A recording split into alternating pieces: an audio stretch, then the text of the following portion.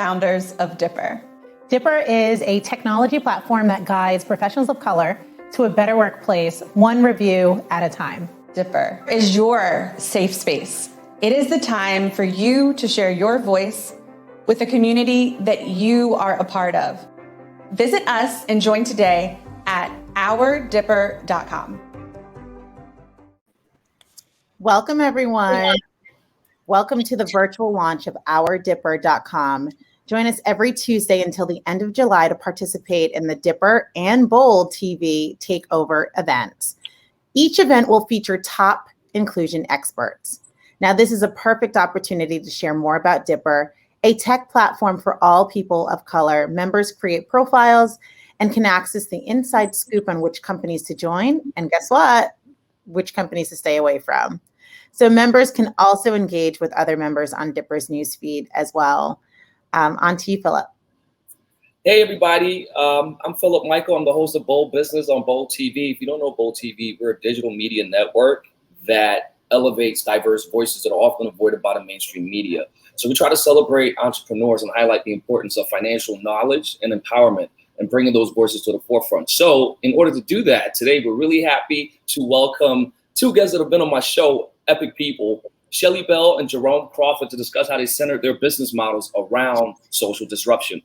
First, I want to introduce Shelly, who is the founder and CEO of Black Girl Ventures, which is a social enterprise dedicated to creating access to capital for Black and brown women entrepreneurs. Isn't that great? Yeah, this shit is amazing, right? So Shelly is a system disruptor and business strategist who moves ideas to profit while empowering people to live more authentically. She's trained over 5,000 entrepreneurs, held over 300 events for empowering leaders, managed multi-million-dollar contracts, and scaled over 100 businesses. Can we give Shelly a hand? Can we get her? Okay. Thanks for having me.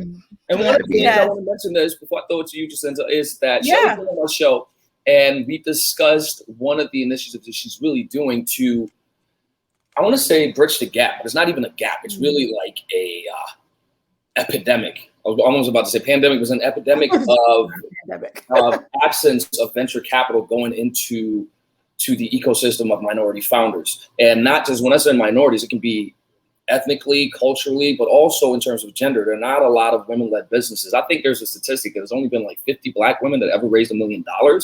And that's one of the things, like that I noticed about Shelly that she's working to overcome. Maybe not that specifically, but the totality of that issue. So yeah, I just want to throw it to you, Jacinta, to talk about it. Awesome. Thanks so much, Philip. And yes, we're also so excited to have and welcome Jerome Crawford, who is a unique hybrid role as the Director of Legal Operations and Social Equity for Pleasantrees, Michigan's premier cultivator and seller of high-quality Midwest cannabis. He addresses legal needs and spearheads social equity initiatives to ensure the company makes positive, genuine, and a lasting impact within the local community as it grows. So thank you both so much.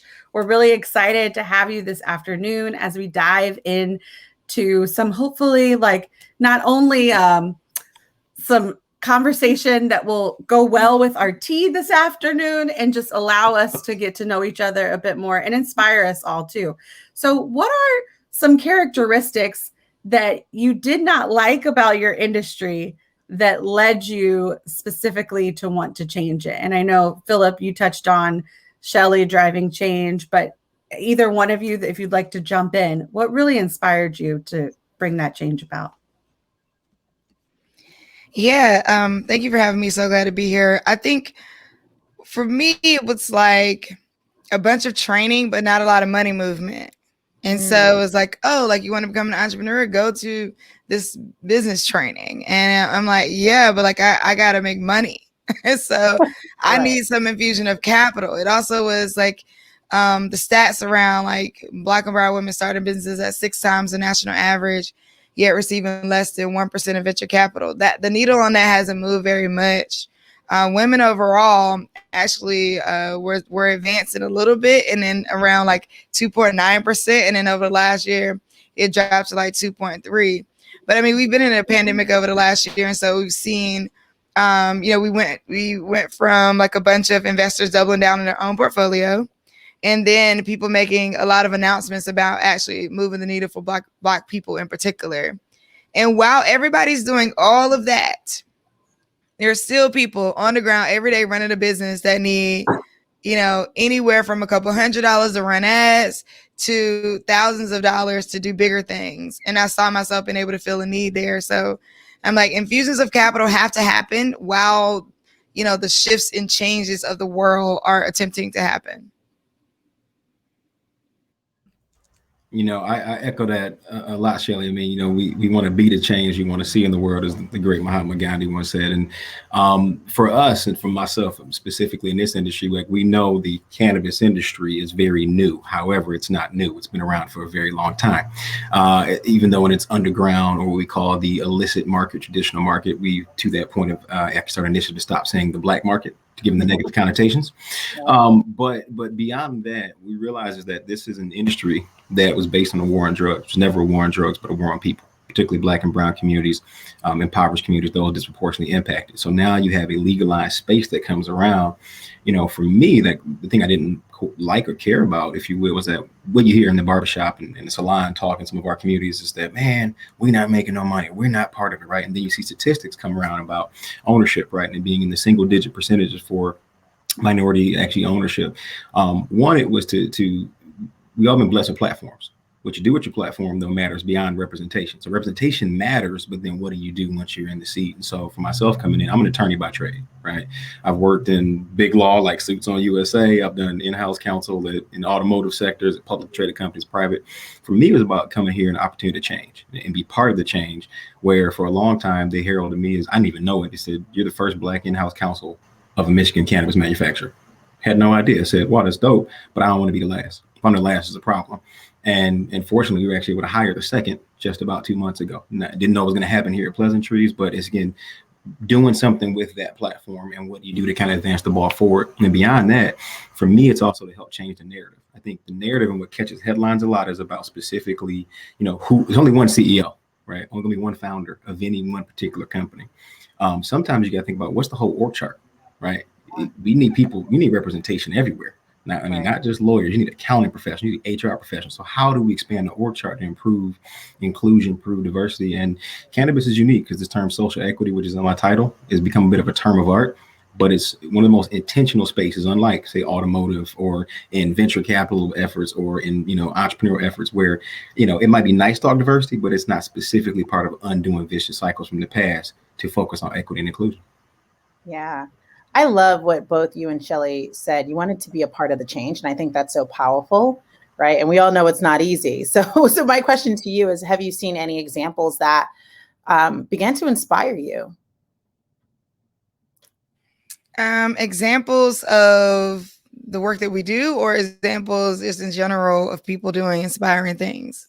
Just in general of people doing inspiring things. Yeah, I mean, all the time.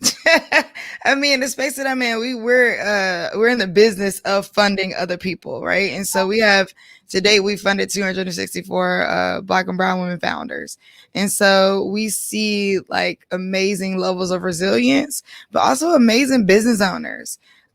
Take Kai Frazier. She's out of the Bay Area. She has a VR company that helps children go on field trips using VR. I've watched her journey over the course of her building this. Like when she first started pitching, I helped her. I did like pitch coaching with her. She won a competition and then went on to now close her first round, and then garner some really large attention and partnerships. And so just watching her resilience, all while going through, what it means to, like you said, Phil, try to raise capital as a Black woman. When the pandemic hit, I was like, well, shoot. If a Black woman can't raise capital on a regular day, what are we going to do in a pandemic? Yeah. And so, seeing that level of resilience and seeing her push through that, we've seen women who pivoted from like makeup services to makeup products. We have a woman that has like a frozen yogurt company that she's working on getting into Walmart. And we've been able to help like facilitate some of that engagement on her, refining her pitch. So, I mean, I'm inspired by seeing these women push through. I know what it's like firsthand because I had companies before Black Girl Ventures. So that level of resilience, I'm just like, it's unmatched. That energy is everything. And so I'm inspired by them daily. Yeah, that's such a beautiful thing, right? Being able to kind of see the growth and that individual's success as well. Jerome, what about you? You know, I love this concept we're breaking down about social disruption, right? As a business model, being intentional about it. And so I'm gonna pick examples actually from both sides of the camp, if you will. First and foremost, and you know, our ancestors and generation before us would say it, that the civil rights movement and stuff like that doesn't happen without folks that don't look like us helping. Right. Opening doors, being part of those same picket lines. Because if it was just the minorities, the oppressed peoples, a person standing up, wouldn't be enough of us. Right. We need some help along the way. You need people to be part of helping create that change. So to that end, I mean, I celebrate, frankly, my leadership team at Pleasantrees for bringing me in this role. Knowing, number one, they know about me. I'm not token guy. I don't play it. Never have been. Right. And so if you bring me on for something, we're going to be about it. And so I salute, our leadership team, starting with my CEO, who was one of the first caregivers in the state of Michigan, who, definitely grew up on the other side of the tracks as me. And, nonetheless, our common ground, understanding that social equity is something we want to be about genuinely. Like the conversation we've been able to have and together, like, hey, we want to be part of helping people get early release from prison, and then frankly bringing them in and giving them jobs, stopping the recidivism issues and whatnot that we see, because it's not a scarlet letter necessarily if you got a drug possession crime. In fact, we're kind of looking for you, right? That's how you again double down on reversing that vicious cycle. Beyond that, as far as those that may come from our communities that look like us in this industry, I celebrate a few folks in Michigan, some may heard of in particular, former athletes who've started getting this space. Al Harrington's the owner of Viola, was known as one of the, if you will, kind of weed head guys, so to speak, during his playing career, but not really known because it didn't really get tested. And so, I'm a big fan of him, Al Harrington, and Matt Barnes and Steven Jackson, rather, for their show All the Smoke, and that sharing their accounts when it wasn't cool, wasn't popular, wasn't accepted, right? And people that were technically on the front lines of this industry, and now they get celebrated and heralded. However, at one point they were seen as the bad boys in the industry. And then you get someone like Calvin Johnson, right, starting Primitive Group, who's now coming out, the former athlete, and particularly he and Al spoke out about using cannabis instead of opioids, right, which a lot of athletes are just given like their Pez, right, and the candies. Go ahead and pop these, instead of what it does to their bodies over time is incredibly harmful. So see them use their platforms, very inspirational among those that have provided opportunities, for myself and others like me along the way to, again, get the platform, representation matters, but then do something with it. So I don't take it lightly. And look, I know that too much is given, much is required. So I'm very humbled and blessed to be in the position, but I'm gonna keep doing my part every day to be part of that change. Yeah, I love that. Yeah. Jerome, I have a question for you. I remember, I vividly recall our interview on Bold. It was one of the better interviews a better conversation, I should say, that we've had. And particularly you touched on the salient point that there's only a limited number of founder roles where you naturally will not see immediate, how can I put it, statistical diversity quite yet, but throughout the organizational chart. And that is one of the things that you're spearheading within the industry, I recall. How has that been going since? And what has the reception been from people in terms of what you're doing to bring more diversity in, not just at the top level, but get more statistical diversity within the entire industry? Since especially there's been when it was criminal and things like that, and it mainly touched on people of color. But what are you seeing now in your work, and how's it going so far, based on what I'm asking? It's going well. The first thing we say is we look in the mirror and say that, hey, we're doing good, but we need to do better. Right? Whatever we are doing is frankly not enough, because again, we're just one cog in this whole industry. So if anything, we can inspire change, so to speak, and start our arms race of social good. That's great, because people get blessed in the long run, right? We only got so many jobs to give out, but for those that we do, to answer your question, Philip, man, it starts with intentionality. So how's it been going since that time we talked? Well, namely, as I mentioned, at that time, people said, "Oh, the first Black in-house council, that's cool, y'all, cool." But again, we hopefully don't got to say this too long, right? Hopefully, it's somebody else, whether we hire him or not, that comes in. That's happened. You're seeing that change happen. That's just in the legal sphere. Now you're talking about throughout the company. So we established a social equity plan at the top of this year that had 4 key pillars. And the first one is really what speaks to this, called access to the value chain, or participation. The other ones are education, legislation, advocacy, and good neighbor. But to jump back to that first one, access to the value chain is naturally think about investment, something that, Shelly's going to appreciate big time, right? It's about increasing investment, increasing impact, even beyond just CEO and founder. We're working on a project right now to that end, right? To be able to, how can we increase Black and brown investment and ownership? Again, focus on beyond just CEO and founder. But as far as our roles, intentionality in working with groups such as Michigan Offender Reintegration Effort, or MORE, right? Which is specifically finding individuals that have come out and facilities and fighting the recidivism issues to give them jobs, so to speak, bring the opportunities for them, because LinkedIn and Indeed, they're inherently biased. Not just technology access, but people even using them. Some people can't use a computer, not allowed to, right? When they come out, and you're thinking we're recruiting through LinkedIn. So it's been effective. We're expanding the same effort in Massachusetts, where we'll be opening our first retail store there in about 2 weeks or so. And when we get out there, we're doing the same thing, working with a group called Mass Cultivated. Again, you got to be intentional. You can't just hope to say be part of the change, where we're going to hire some folks that might have, maybe a criminal record and pay it forward. No, you got to actually go find them. You got to be meaningful to do it.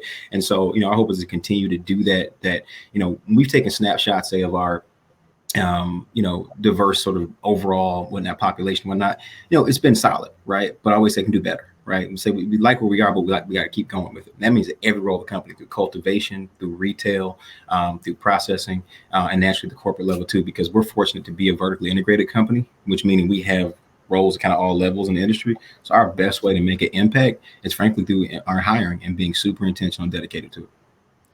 Yeah, one of the things I love about what you're saying, even what Dipper's doing, is like there's also a space to be sought after, right? It's not enough to just put up a job. Right. It's not enough to just post, something for people to apply to, but you have to see, like employers have to start seeking different kinds of talent, a variety of background and thoughts and thought processes. If we're going to truly be innovative, I always say, if you're not innovating, you're hesitating, and then somebody else is innovating in where you're hesitating, right? Write that down, Shelly. So it's like, somebody else is innovating in your blind spot. Yeah. And so I love what you're saying. I mean, that's something that actually, full transparency we face at BGV is like, I'm like, I want to hire women. Well, we had to put dollars behind that, because when we were just putting it out and, people posting or applying, we were getting, good talent, but not being able to diversify as deeply as I wanted to. And I'm like, okay, you got to put dollars behind doing this recruitment. So for corporations out there, that are listening, it's like putting the dollars behind who you're going after. Like, that's important. If I may quickly, just to follow up on that, Shelly, you raised a great point. An example of that is about you put the dollars behind it, meaning that it's going to be oftentimes an unconventional type of way. So 70 million jobs, people might have heard of, is specifically the organization that are basically felon-friendly positions, right? We establish a relationship with them or we post jobs through them.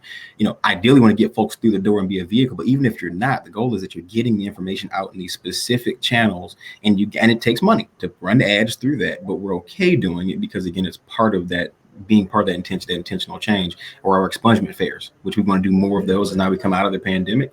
Hopefully that's a bit of a recruitment tool, right? Because you're helping people clear their records at the same time, but then simultaneously say, guess what? These places you apply to, the same plant job that wouldn't give you a second look, again, not necessarily a scarlet letter, assuming everything else checks out, come holler at us. We're trying to really undo that cycle as best we can, and you can be part of that.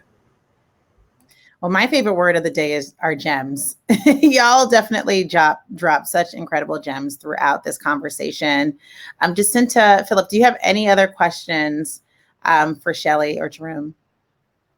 No, I think I do have a comment. I don't know if I have a question, because there's so many directions we can go in, and there's probably need more time to really go deep and explore. But I do want to say this one comment, is that just the fact that we're sitting here like this, again, Jerome being an attorney, a lawyer by trade, myself, when I'm not hosting television, I run a real estate portfolio and an investment app. And it's just, and Shelly running, all intents and purposes, an investment arm for minorities that have not had opportunity. And it's very high level, typically placed for people that look differently. And I think just the representation, it came from the top of the show.